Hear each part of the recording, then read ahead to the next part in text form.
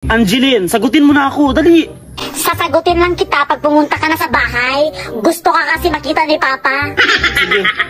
Pero hindi ka ba nagtakot kay Papa? Alam mo, si Papa apaka-maldito nun. Ako? Matatakot? Hello? Baka nakakalimutan mo, Angeline.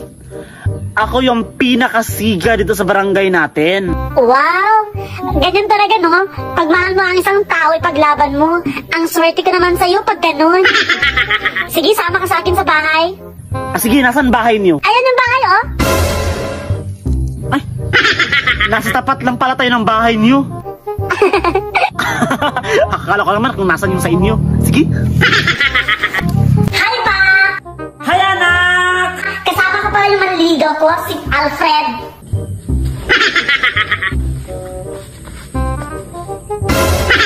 Hi po!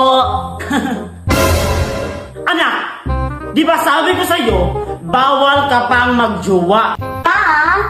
Dahil ang bata mo pa! Pa, big girl na ako, big girl. At isa pa, tingnan mo yung kasama mo, oh. Ay. Mukha pa ba yan? Papa naman eh, hindi na ako baby, Papa. I'm a big girl now. Big girl. Anak! Pasok sa loob. Oo na, Alfred. I'm sorry.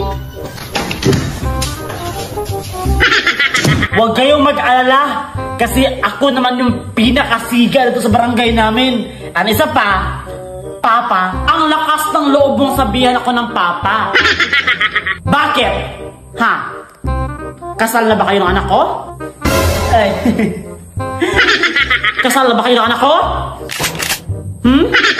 Anong gagawin niyo sa akin? Huwag kang mag-ingay. Ha? Huwag kang mag-ingay. Ha?